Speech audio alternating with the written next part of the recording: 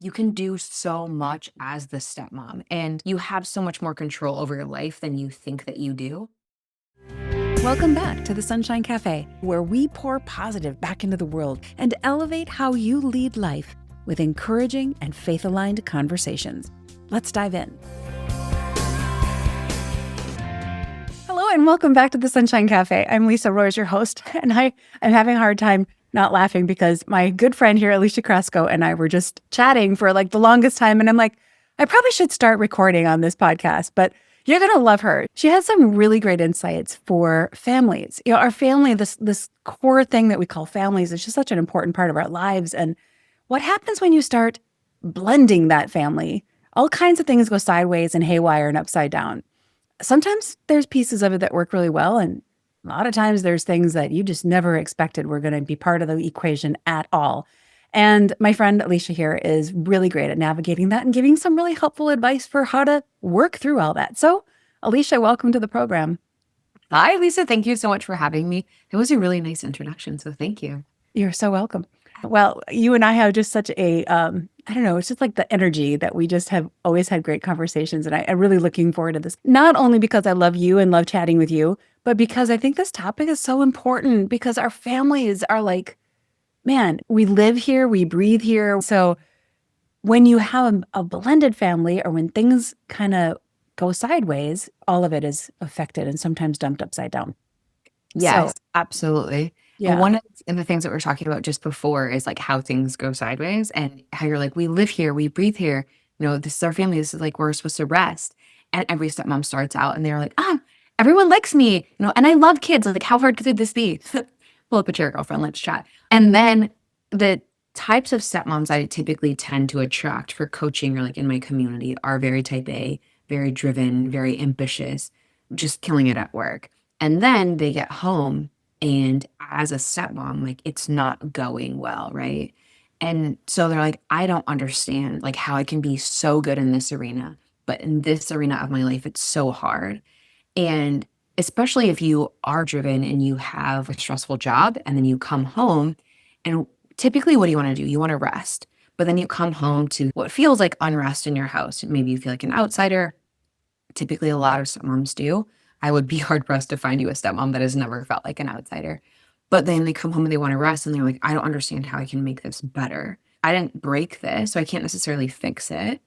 And I don't really have any of the authority to call any of the shots. Being a stepmom is you've got all of the responsibilities of being a mom, but zero authority to really do all of the things, right? Like you're good enough until you're not. Like do all of the things, but you can't discipline, you can't be frustrated, you can't be overwhelmed, you can't all of these things.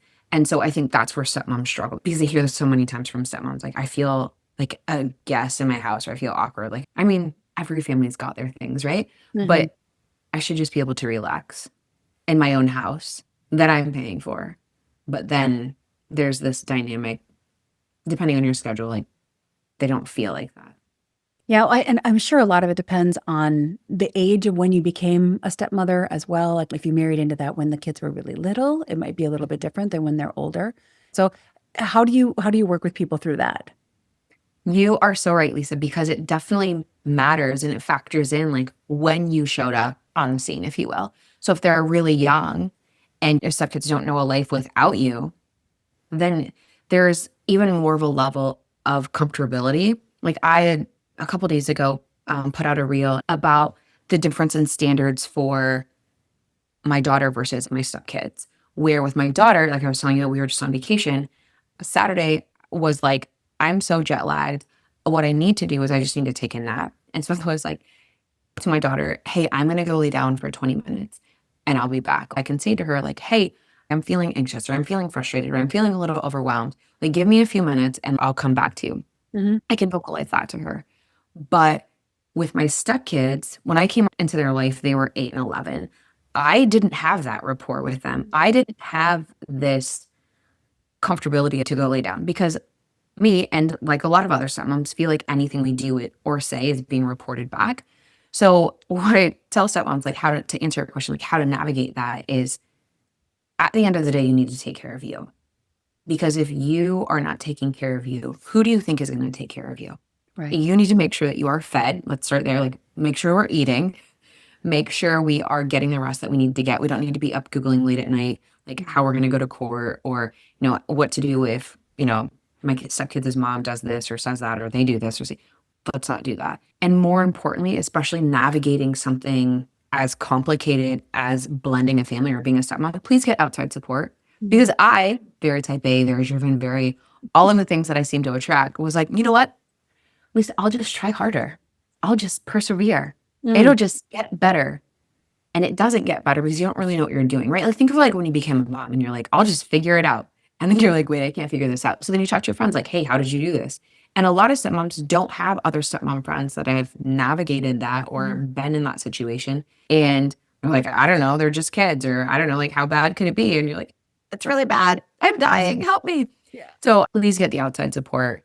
Find somebody or find a community of stepmoms that have been through this before where you can go and be like, hey, you know what, guys, I'm having a really hard day, or this happened. What can I do? And get actionable advice and not just some generic answer that you're going to find online that doesn't even apply to your situation. Right. Right. There's so many levels of emotions and layers. It's like a complete layered onion when it comes to this whole topic, because you've got the kids and the emotions of the kids. You've got the ex-wife or husband and all the emotions of that. And you've got all these different layers. And then on top of that, you've got just the fact that kids are going through their own hormonal changes and growth and all of that. And that's hard even when nothing else is in the equation, making it more complicated. I've definitely had some friends who have had the really pretty insane ex in the picture who feels like they are intentionally trying to make it as hard as absolutely possible. I don't know where along the lines we stopped acknowledging that we're all human and we can just respect each other. Even if we don't like each other, we can respect each other. I don't know where we lost that, but I think there is an element in this blended family that we can use it as an opportunity to teach our kids how to respect each other, even if we don't like somebody. Those two things don't have to go together, but I would think navigating the kids is one thing, but navigating the crazy ex-spouse is almost a whole nother level, isn't it? It is.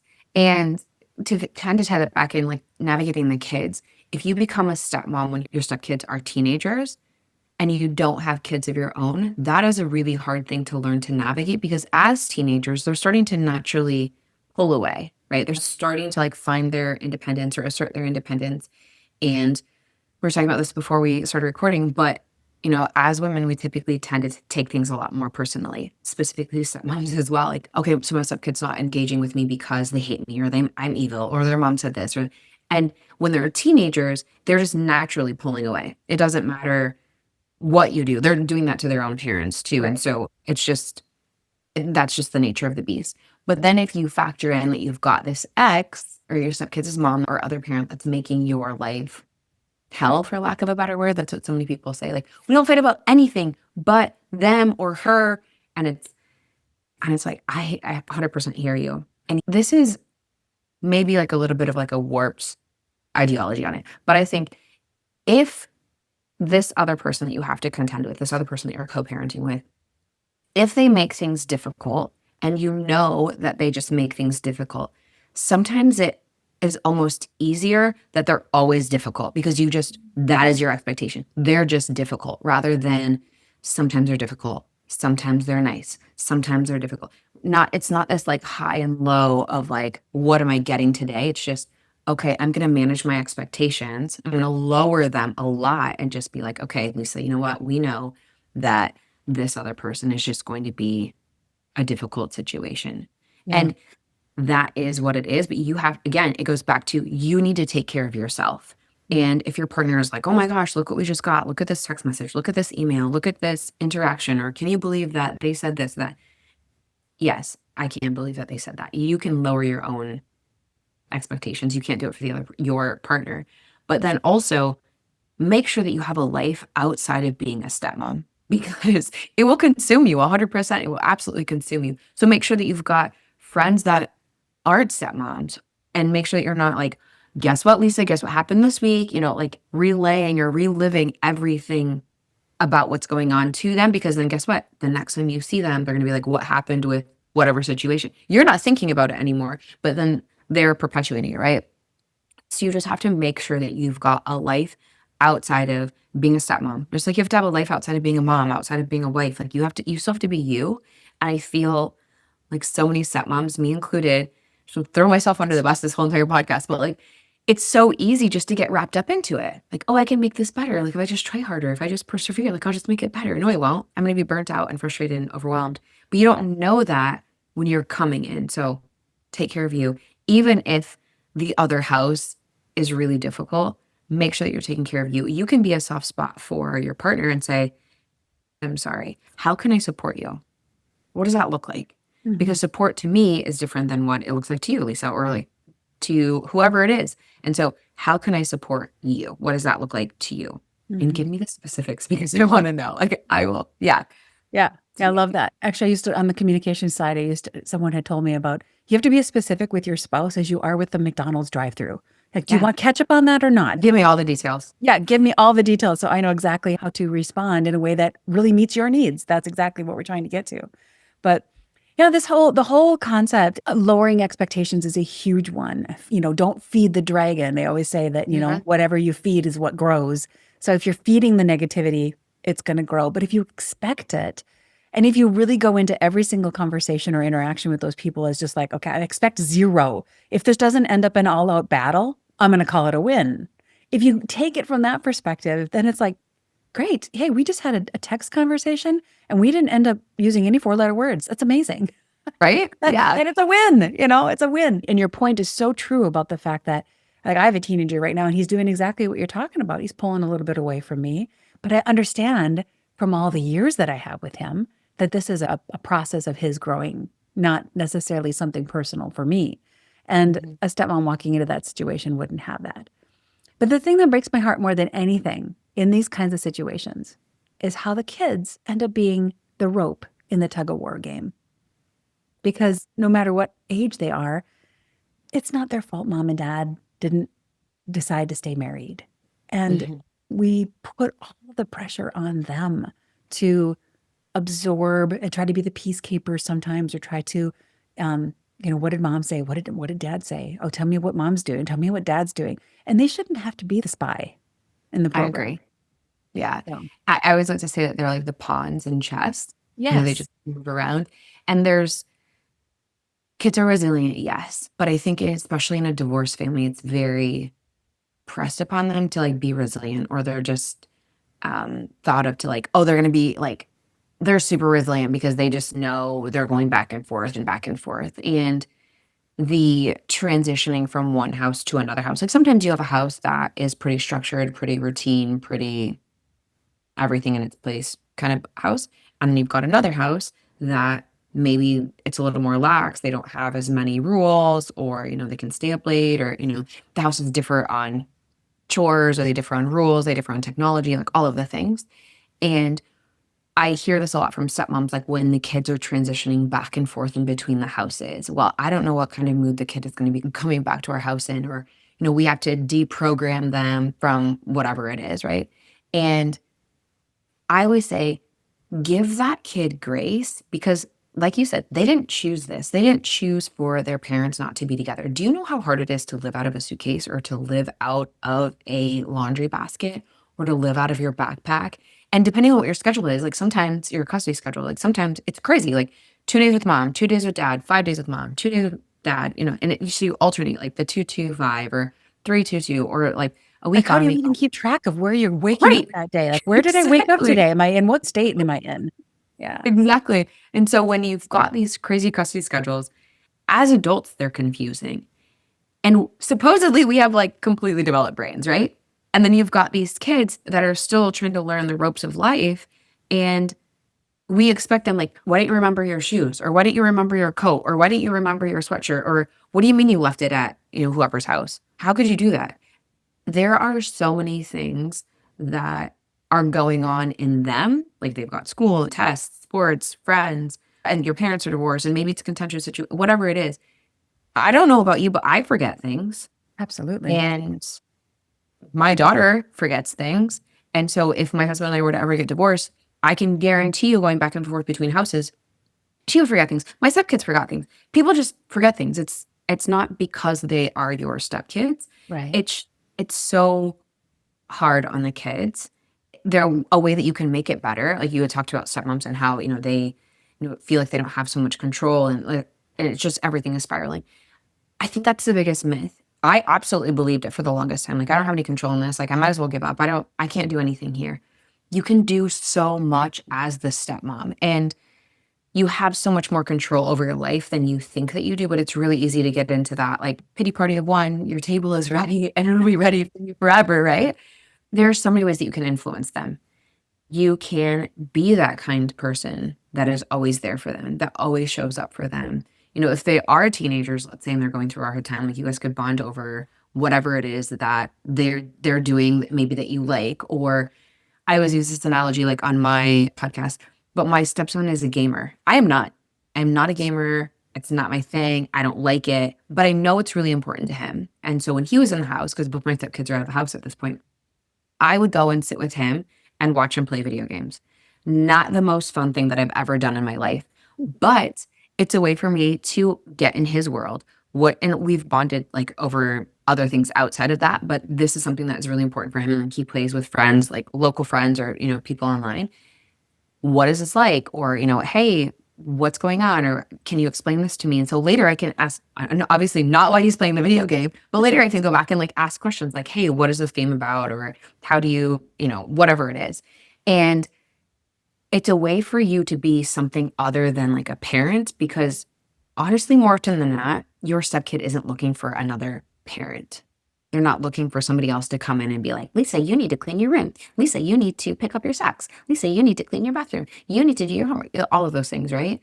And you can say all of those things, but none of that matters if you haven't built a connection with them. And so I always say, like, build a connection. Please have some connection before you ever try to go in with any sort of correction, because it's not going to go well. Exactly. And the analogy I use is, if I make a joke at your expense, now you would laugh, right? Because we're friends. But if you didn't know me, or perhaps you didn't like me, and I made a joke at your expense, how are you going to take that? It's probably going to go over like a lead balloon. But I'm your friend. You know that it's good intentioned. Like, it's just to be silly. You're probably going to laugh it off. Kind of the same thing with your stepkids. If you go in, guns blazing, do this, do that, do this. I wouldn't like that. And so, of course, they're not going to like it either, right? Like, build a connection, get to know them, and also get to know them outside of your partner. Like, have a relationship with them outside of your family unit, and get to know them as a person. Please get to know them as a person. So there's an aspect of what you have control over in your blended family life. Like, as a stepmom, you can be a safe place for them to be and like come and ask questions. Or, I would always say to my stepkids, like, I'm not your mom and I'm not your dad. I'm Alicia. I would never be like, I'm your stepmom. I'm Alicia. I'm on your team. I'm here to help you. Unless you lie to me, I can't help you if you're lying to me. And I also can't help you if you kill yourself or somebody else. Like, we can get through whatever we can get through. It might be messy, but we'll get through it. Yeah. But please don't lie to me. Yeah. So you're establishing some ground rules about just honesty and the empathy, I think, is so important to understand really what's going on in their world. And like you said, if you don't sit down and watch something that's important to them, you have no way of understanding their world and what's important to them. I have a similar situation with my son where he loves games and I'm not always as much into them, but I do. I sit there and watch him and, tell me about this boss and tell me about this fight and how are you getting points and all different things. And what is even happening? What are we watching? Yeah, right. How did you get that sword just out of your back? Like, where did that appear from? Just things like that. How is this happening so fast? What's going on? Exactly. And they know everything. I mean, if you stop and pause for a moment and really ponder the things that they're into, it's really amazing and kind of beautiful just how intricate some of these things are that they're really into, whether it's music or whether it's video games or drawing or whatever it might be. And getting that relationship is so important so you understand what they're going through. Because most of us can kind of remember those years, but the years and what was happening in life when I was that age versus what's happening in their life now is a totally different game. Speaking of games, there's different bosses. There's different, different things in this game of life now than there was 20 years ago. So it's really something you have to spend some time with them. One of the other things that you said that I think is so brilliant is acknowledging that there's two different houses, two different rules, two different sets of norms, and two different sets of expectations. And can we just acknowledge that makes a ton of sense because these two people didn't want to stay together? It's probably because they had some very different thoughts on how life should be lived. And so, of course, you're going to have differences in one house versus another. If it was a really synergistic, everything's the same in both places, there probably wouldn't have been a divorce. So Yeah. you have to kind of understand that these kids are being immersed in one place versus immersion into another place. And they have, what expectations are on me now, Mom? What expectations are on me now, Dad? I've got these two different kind of oceans of expectations put on this young person. And we as adults are expecting them to just navigate that. Yeah, just go ahead and navigate that. And With no communication. Right. With no communication, no real empathy or understanding. So, but one of the things I did want to get to, because there are those different rules, because there is that different immersion of expectations and everything else, there always is a time where you really do have to discipline, or, you do need them to pick up the shirt that's starting to almost walk on its own because it's been What do you sitting mean on the floor. almost? It is. Right. The socks for sure. How do you help the people that you work with? How do you help them navigate when they are the only one at home? How do you instill some of those rules that are very counter to the other house, but really important to you? It's interesting that you say that because I'm like, do you know like what it was like for me to be a full-time stepmom? Because that was exactly my situation. So here's what I say. Because it is so different typically in the house of, like you said, if it was all synergetic and it was super great, like they would have stayed together, right? I always say to people, when it feels crazy, because that's honestly, Lisa, a lot of the fighting is about the different expectations, like even within the couple, like let's say like my husband and I, right? Or like if you were remarried, like you and your new partner, like that's a lot of the fighting is, the stepmom thinks that the house should be a museum, for lack of a better word. That's a complete exaggeration, but neat and tidy and totally up my alley. Where maybe the dad is like, it's not that big of a deal. Like kids are only here for a little bit of time, blah, blah, blah. So that's a lot of the fighting. So I always say, if this is your guys' fight, if this is the main thing that you guys are fighting about, I always recommend this for everyone, but specifically for those people, set up some house expectations. Because as the adult in the situation, I'm confused on what the kids should or should not be doing. Like, should they be picking up their own stuff? Does the dad do it, or does their mom do it? Or like, who am I supposed to do it? Like, who's supposed to be doing it? And why are they getting in trouble for it today? But then tomorrow they don't, or the next day they do. What is happening? So if I'm the adult in the situation and I'm confused, I can guarantee you the kid is also confused, right? So I always say, start with house expectations. Less is definitely more. Like, don't have a list of like 30 things that you're going to do because that's not great. And don't make them super specific. Pick up your clothes right after, clean your dishes right after you eat, like things like that. But I am respectful. And then list out like, what does respect look like? Kind of like support looks different for everyone. Like, what does support look like for us, like in our house? And so I always say to the stepmom, like, you and your partner have a little meeting and you guys get together and be on the same page about whatever it is. And then you guys go and have a family meeting where you think that you're going to puke because you probably will feel like that, but it's going to be okay. But then all of you guys like have a little family meeting. You already have like a baseline for what it's going to be. And then get buy-in from your stepkids or get buy-in from all of the kids in the house, whether you've got your own kids or, you've got your stepkids if you're blending that way too, but get buy-in from the kids because then it's also like an ownership thing for them. Oh, yeah, these are my things, or I agreed to these things rather than just, you will do this, you will do that. No one likes orders barked to them. I sure don't. But if you're going to come to me and say, hey, you know what I've noticed is that it seems a little chaotic here. I'm like, okay, I'm in. What do we need to do to fix it? Like, sign me up, right?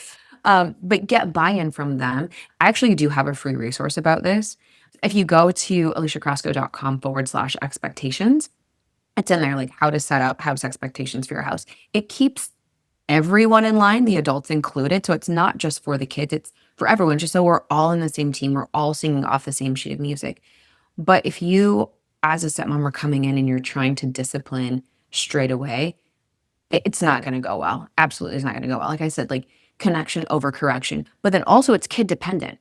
Like you could have a really good close relationship with one of your stepkids and then maybe not with the other, depending on how many you have. Like with my stepkids, I've got a stepson and a stepdaughter. I have very different relationships with them. My stepson was here full time. My stepdaughter wasn't. And so with my stepson, I'm very close to him because he was here full time and it was mostly just him and I, where my stepdaughter moved out basically like when my daughter was born.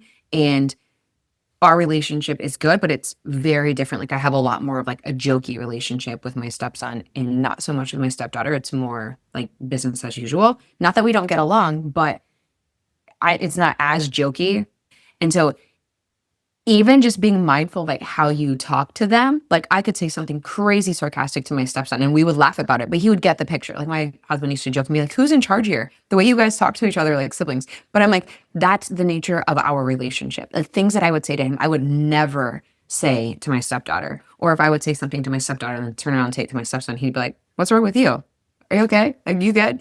But it just, there's so many variables. There's so, like you were saying, like it's an onion. There's so many layers of like, okay, who am I dealing with? What mood are they in?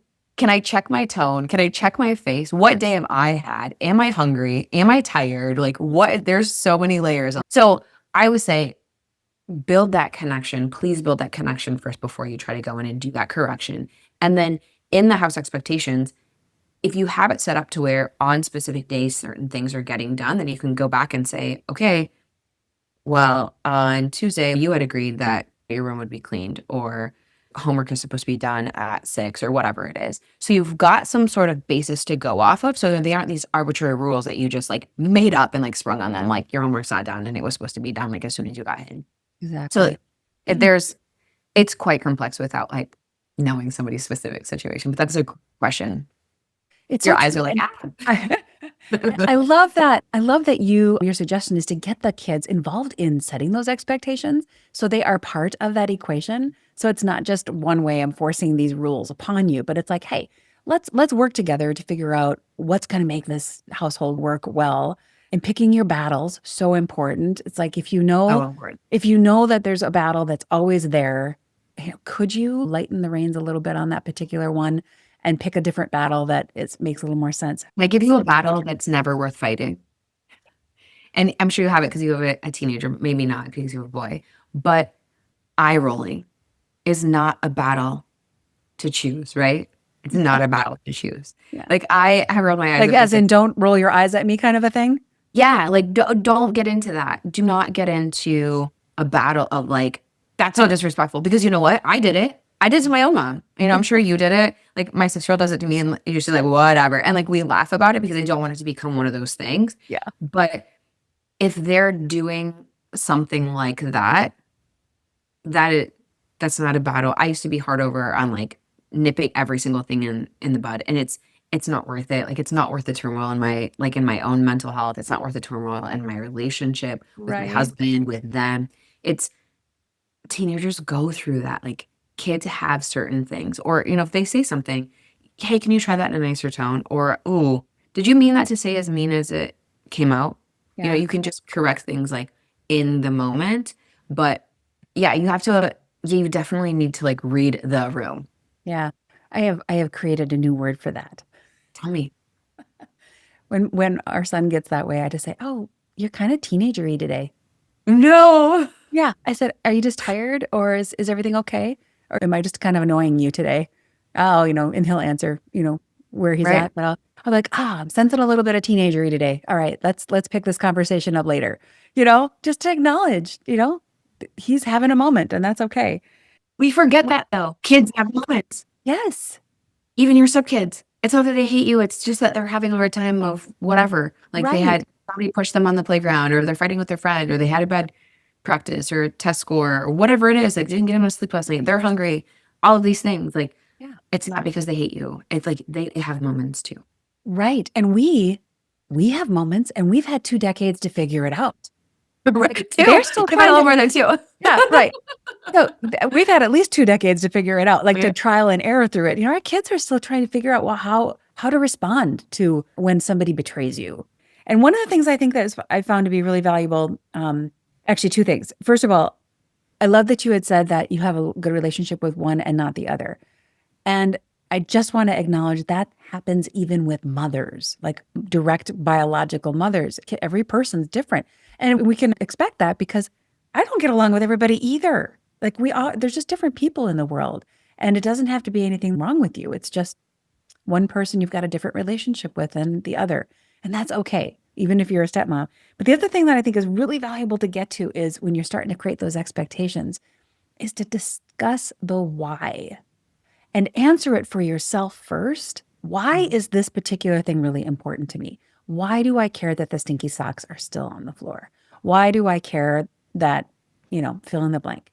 Because if you can understand and ask yourself why, and it matters to them as an individual, it's going to make them a better human being, it's going to make them a better adult, then explain that to the kid and tell them, here's why I would like you to do this.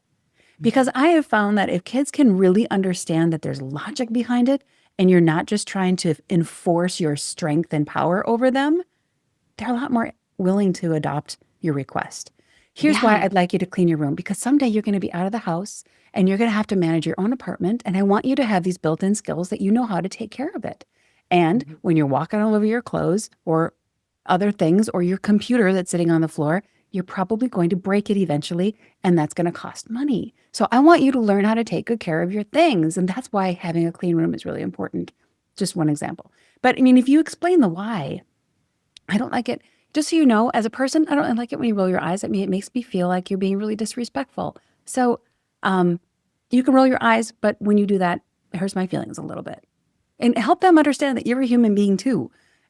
You understand they're a human being. They have to understand you're a human being. And together, if you just keep that empathy at the center of the relationship and the why, getting to the why makes a big difference. Yeah, the empathy, you've mentioned this a few times, is so important. And I'd also say the curiosity too. Like if you can figure out why something happened and like how we got to this point, then we can go back and break it down and say, okay, I understand when Lisa did this, she did that based on this information, or she thought this was a good idea because whatever. Mm-hmm. And then we can work on reframing or new perspectives when it comes to that situation. But it's like one of those things that you like are constantly reframing or constantly looking for new perspectives on. They just keep coming. Like the only constant is change because you'll be like, okay, you know what? Got this. I'm good. Like I'm at a good place. Oh, just kidding. There's a turn in the roller coaster that you didn't see. Now we're gonna climb up this next hill, right? And then it's gonna be a free for all. And that's okay. It is sometimes absolutely exhausting because you're like, I thought we could just like relax a little bit and like get into our groove. And then sometimes you'll be in a good groove and be smooth sailing. And then something will happen. You'll be like, whoa, this is crazy.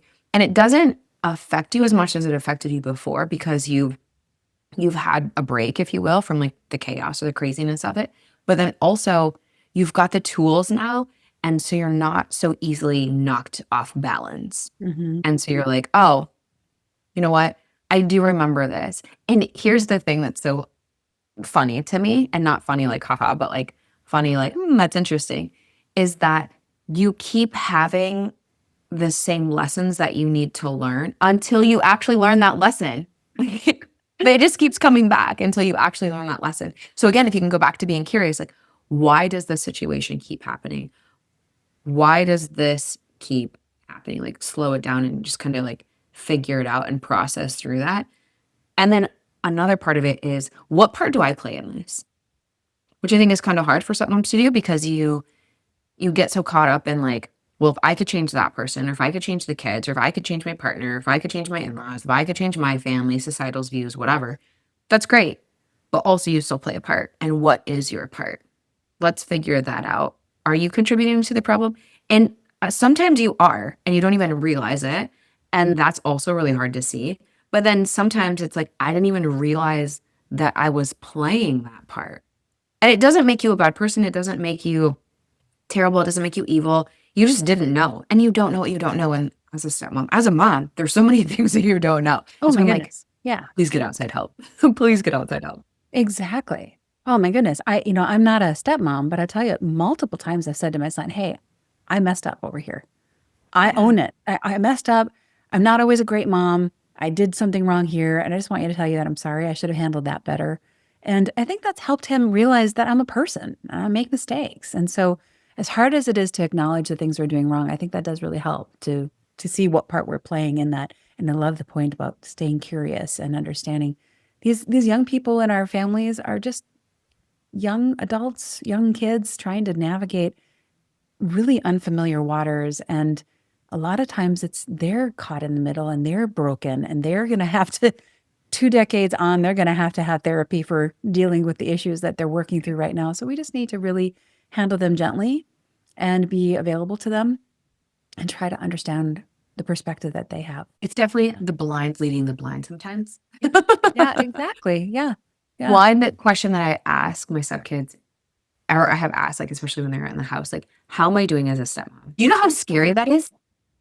Yeah, it's scary. I mean, and now it doesn't faze me anymore, but the first time I was like, and then can you like hold that thought because I'll be right back.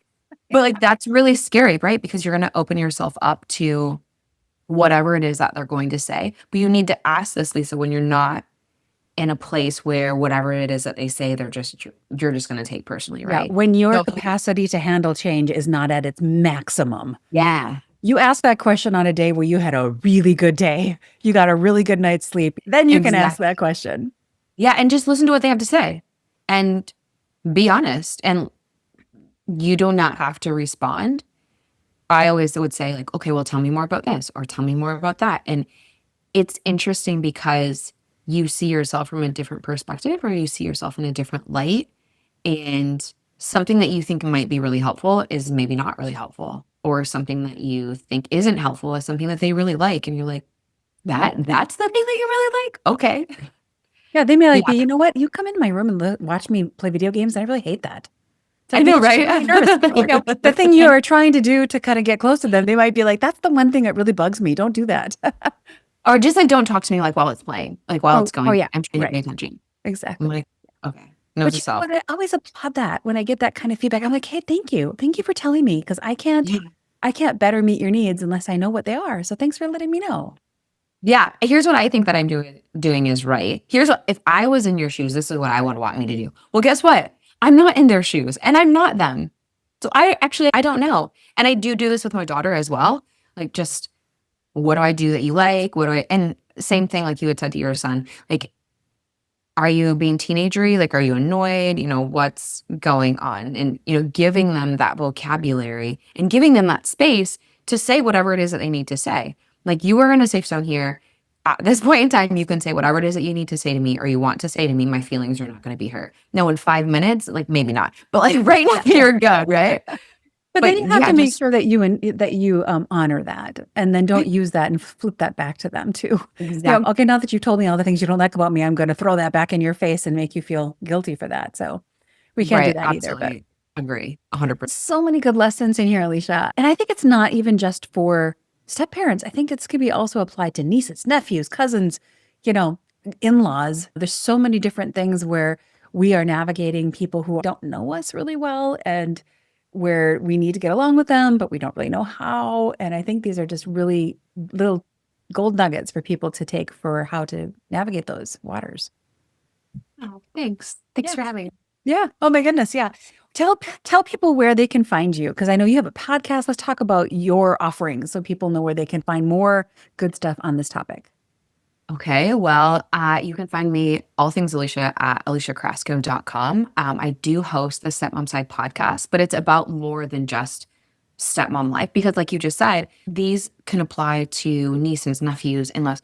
So many things that I speak to stepmoms about apply to so much more than just stepmoms, right? Like anyone could use them. So yeah, I host the Stepmom Side Podcast. I do have a community called the Stepmom Side Community. Try to keep everything succinct. And in there is just stepmoms where there's a private forum where we can talk through whatever it is, the latest and greatest that's going on, the latest and maybe not so greatest of what's going on in your life. And then everyone can give feedback. There are a few mindset things in there to work through, a few courses that I've got. It's all self-paced. On social media, I'm at Alicia Krasko across all of them. Wonderful. Well, good. I hope people will check you out because I think the suggestion that you made so many times in our conversation about just don't go this alone is so valuable. Get some insights and tips from other people who have had success. And if nothing else, it'll pour some positive into you, which you need in order to navigate difficult waters. So check Alicia out, find her podcast, find her stuff. Alicia, you're hilarious and you're just so easy to talk to. So she'll be an encouragement for you for sure. Alicia, thank you so much for being with us on the podcast today. I so appreciate you. Thanks for having me. Alicia is so amazing. I hope you will reach out to her. She has so many great resources for you that can help give you some new ideas for maybe things you hadn't tried, whether you are a stepmom or not. And today I have 7 amazing takeaways from this awesome conversation. Number 1, stepmoms often feel like outsiders in their own home. This is one of the most powerful truths from our conversation today, that stepmoms do carry a lot of responsibility in the family, but oftentimes have very little authority. And that can feel really exhausting and lonely and confusing. So my very first takeaway is actually twofold. First, if you're in that place, take care of yourself. Get the food and the rest and the emotional care that you need. This is not optional. It's a requirement because you cannot pour into somebody else or anyone else if you are at a deficit. And second, please reach out to somebody and don't do this alone.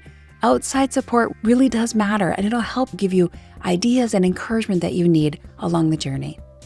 Number 2, kids in blended families are carrying a lot more than adults often realize. There are 2 homes, 2 rule systems, 2 sets of expectations. There's transitions and schedules and school and emotions and loyalty tensions. That's a lot. That's a lot for a seasoned, resilient adult, let alone for kids who often don't even have the language yet for some of the feelings that they're experiencing. Don't take offense right away. Consider where those kids are coming from. Where are they at in their development cycle and their own adaptation to the separation and the divorce of parents they love, and adjusting to all the things that they never asked for. Kids will often just respond with a quick, "Oh, I'm fine, it's all good." But that's sometimes because they just don't have language or maybe the connection with you to voice what's really happening there. So give them a lot of grace. And that leads me to number 3. Remember, connection comes before correction. This might be the strongest takeaway from the whole episode. If there is no relationship, correction is almost always going to land badly. Get interested in them. Spend time doing things with them, things that they love, even if they are things you don't love. They are doing things that they don't love with you, so let's reciprocate. Let's take a little time to get into their world and understand the things they value and why they value them, and build a little trust. Listen and get to know them. Enter their world. Then your influence to guide them becomes more possible. Number 4, set clear house expectations together. This one is so important.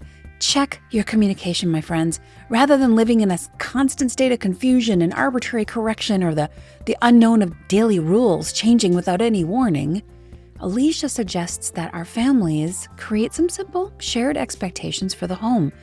Something that gives everyone more clarity and gives the kids some ownership too. When they are part of the conversation, it moves the family rules from being things that are forced on them to how we can all work and live together in a very peaceful and enjoyable way. I'll add that you can do this with kids at any age, from age 2 to 20. Get them involved in the conversation and make sure they understand why you're asking them to do certain things. If they can understand the reason behind the request, then it's not just an adult, once more trying to push control over them. They're actually far more likely to receive it if they understand that the rule is actually built for their best interest. The goal is not to control these young people, but instead, we want to help them grow. We want to help them grow into healthy and productive adults who can take care of themselves and their things and contribute to the world. Number 5, remember to pick your battles. Not everything needs to become a confrontation. Some things are just not worth the emotional cost.